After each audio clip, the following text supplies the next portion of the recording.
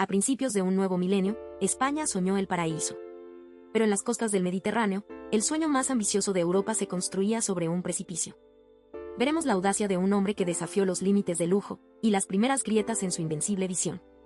Descubrirás cómo el Edén, el hotel de 7 estrellas más ambicioso, se transformó en un monumento a la ambición desmedida. Entenderás las decisiones ocultas, los pactos silenciosos y el peso real de una era donde el hormigón y el oro cayeron a pedazos.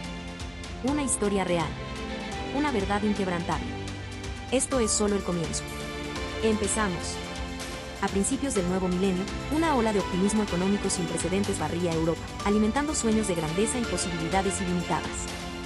Era una era de expansión audaz, donde el hormigón y el cristal se convertían en los símbolos de un progreso imparable. En las costas bañadas por el sol del Mediterráneo español, la Riviera del Sol no era solo un destino turístico, sino un lienzo en blanco para la ambición, un lugar donde la visión de lo extraordinario parecía no tener límites.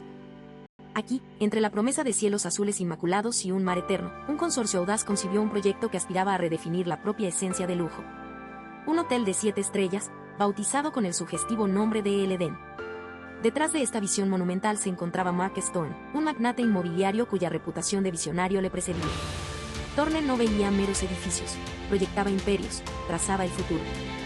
Su objetivo no era simplemente construir un hotel, sino crear un santuario inigualable, un destino tan sublime que eclipsaría a cualquier otro en el continente. Y atraería a la élite mundial, esos pocos privilegiados que buscaban más allá de lo meramente exclusivo. El Edén no sería un hotel cualquiera.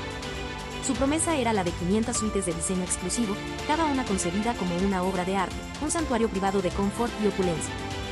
Se proyectaron helipuertos privados para asegurar la llegada discreta y eficiente de la realeza y los capitanes de la industria. Un puerto deportivo, de proporciones épicas, estaría preparado para albergar los megayates más grandes y lujosos del planeta. Si te está gustando, por favor, suscríbete, nos ayuda a seguir trayéndote más videos. Y como joya de la corona, el hotel albergaría el spa más grande del continente, un templo al bienestar y la indulgencia, donde cada deseo sería anticipado y satisfecho. Era una declaración de intenciones, un nuevo pináculo del lujo europeo, diseñado para no solo satisfacer, sino para redefinir el turismo de alta gama. La escala de esta ambición requería una inversión formidable. 800 millones de euros fue la cifra inicial destinada a materializar este sueño faraónico. Una suma colosal que reflejaba la fe inquebrantable en su potencial transformador. Las autoridades locales, deslumbradas por la promesa de un motor económico sin precedentes, ofrecieron su entusiasta respaldo. Veían en el Edén no solo un hotel, sino un faro de prosperidad, un catalizador para un crecimiento que creían sería interminable, un símbolo de la modernidad y el éxito para la región. La maquinaria pesada comenzó a esculpir la tierra en 2005, el sonido de los motores rugiendo en contraste con la calma natural de la costa. En los planos, en los renders digitales que se mostraban a los inversores, se alzaba una imagen deslumbrante, un complejo de arquitectura audaz y contemporánea, blanco inmaculado bajo el sol mediterráneo. Coronado por piscinas infinitas y terrazas que se fundían sin costuras con el azul del cielo y el mar. Era la perfección personificada, el Edén recreado por la mano del hombre. Este sería el lugar donde el dinero hablaría, donde el lujo no tendría límites, y donde la promesa de un hedonismo sin fin aguardaría a sus privilegiados huéspedes. Pero incluso en una época de efervescencia y confianza casi ilimitada, la historia nos ha enseñado que los sueños de esta magnitud, levantados con una ambición tan audaz y sobre cimientos financieros tan vastos, a menudo encierran una fragilidad inherente. La visión de un paraíso terrenal perfecto puede ser seductora, pero el camino para construirlo, y mantenerlo en pie, es un viaje lleno de desafíos invisibles, y a veces insuperables. En la Riviera del Sol, bajo los imponentes cimientos de lo que prometía ser el Edén, la semilla de algo mucho más grande, y quizás más trágico, estaba a punto de germinar. La promesa de El Edén, aquel coloso de 7 estrellas anclado en la Riviera del Sol, era tan vasta como el horizonte marino que pretendía dominar.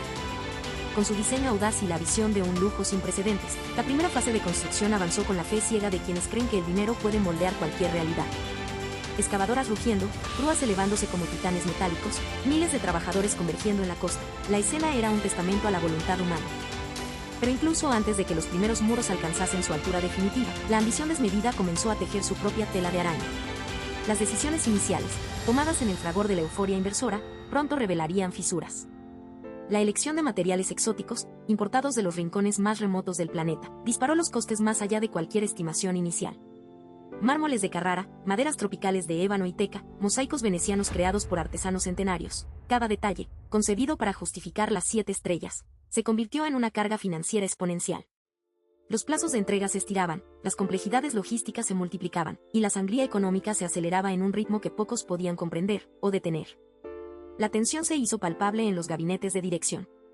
Los desarrolladores, obsesionados con la perfección, chocaban con los contables, cuyas cifras rojas alertaban de un desastre inminente. La visión artística y la fría aritmética de los balances se enfrentaban en una batalla silenciosa pero destructiva.